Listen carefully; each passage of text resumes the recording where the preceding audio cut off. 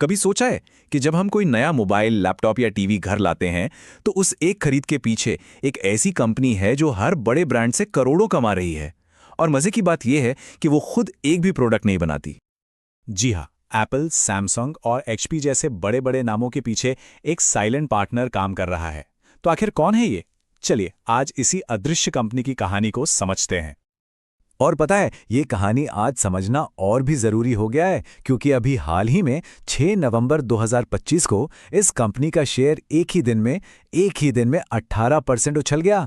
ऐसा क्या हो गया अचानक? आइए इस पूरी कहानी की परतें खोलते हैं। तो इस अदृश्य टेक किंग का नाम है रेडिंगटन लिमिटेड। एक ऐसा नाम जो शायद ज्यादातर लोगों ने सुना भी ना हो, लेकिन हम सबके पसंदीदा गैजेट्स को हम तक पहुंचाने के पीछे इसी का हाथ है। ठीक है, तो इसकी शुरुआत होती है 1993 में। चेन्नई में आर श्रीनिवासन नाम के एक विजनरी ने रेडिंगटन की नींव रखी।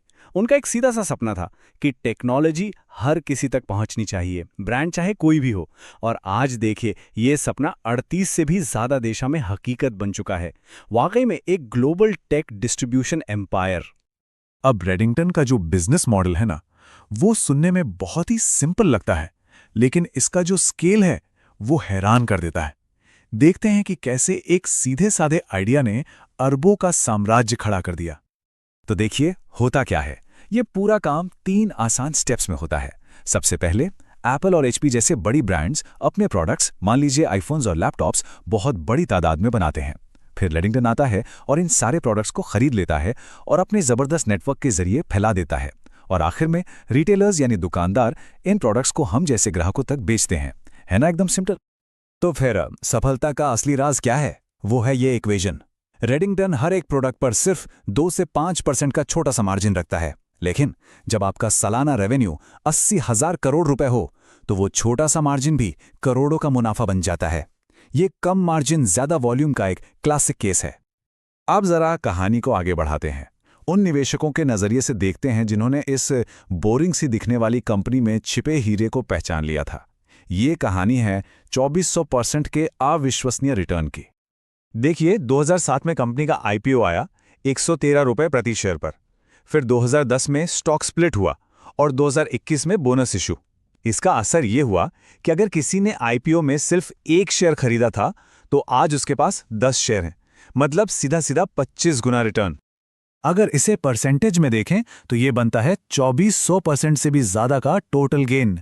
ये वो रिटर्न है जिसका सपना हर इन्वेस्टर देखता है। एक मामूली सी लगने वाली ट्रेडिंग कंपनी देखते ही देखते एक मल्टीबैगर पावर हाउस बन गई। तो चलिए अब वापस उसी सवाल पर आते हैं जिसने सबको चौंका दिया। आखिर ये शेयर एक ही दिन में 18% उछला क्यों? इस जबरदस्त रैली के पीछे की असली वजह क्या थी? और इसका जवाब एकदम सीधा है। कंपनी के दूसरी तिमाही के ब्लॉकबस्टर नतीजे। कंपनी ने ऐसे नंबर्स पेश किए कि मार्केट में जैसे जोश की एक नई लहर दौड़ गई। कंपनी का नेट प्रॉफिट, मतलब शुद्ध मुनाफा, 32% बढ़कर 388 करोड़ रुपए हो गया। अब ये कोई छोटी मोटी बढ़त नहीं थी। ये एक साफ इशारा था कि कंपनी की ग्रोथ रॉकेट की रफ्तार से बढ़ रही है और इसी ने इन्वेस्टर्स का भरोसा जीत लिया। एक और दिलचस्प बात है इसका ओनरशिप स्ट्रक्चर। रेडिंगटन का कोई प्रमोटर नहीं है, 0%, और 50% से ज्यादा हिस्सेदारी बड़े बड़े विदेशी और घरेलू इंस्टीट्यूशनल इन्वेस्टर्स के पास है। यह दिखाता है कि प्रोफेशनल मैनेजमेंट पर उनका भरोसा कितना गहरा है। अब तक की कहानी तो शानदार रही, पर सवाल यह है कि भविष्य कैसा होगा? क्या हम रेडिंगटन 2.0 की एक नए दौर में कदम रख रहे हैं? आइए देखते हैं कि आगे इसके लिए क्या मौके हैं और क्या चुनौतियां।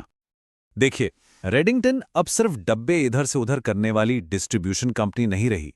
ये अब cloud computing, AI infrastructure, data centre और एंटरप्राइज सॉफ्टवेयर जैसे हाई ग्रोथ एरिया में तेजी से उतर रही है। ये भविष्य के लिए एक बहुत ही स्मार्ट मूव है। तो आगे का रास्ता कैसा दिखता है? एक तरफ AWS और माइक्रोसॉफ्ट जैसे दिग्गजों के साथ पार्टनरशिप और क्लाउड और एआई जैसे नए बाजारों में बड़े मौके हैं, तो वहीं दूसरी तरफ कम मार्जिन वाला बिजनेस मॉडल और ग्लोबल ऑपरेशंस के चलते विदेशी बाजारों की अस्थिरता जैसी चुनौतियां भी अपनी जगह हैं। ये एक बैलेंस तस्वीर है। और आखिर में ये एक लाइन इस पूरी कहानी का सार बता देती है।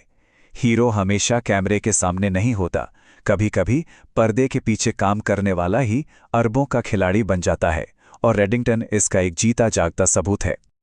तो सवाल यही है कि जब पूरी दुनिया एप्पल और सैमसंग की कामयाबी का जश्न मना रही थी, तब रेडिंगटन चुपचाप उनके साथ साथ बड़ा हो रहा था।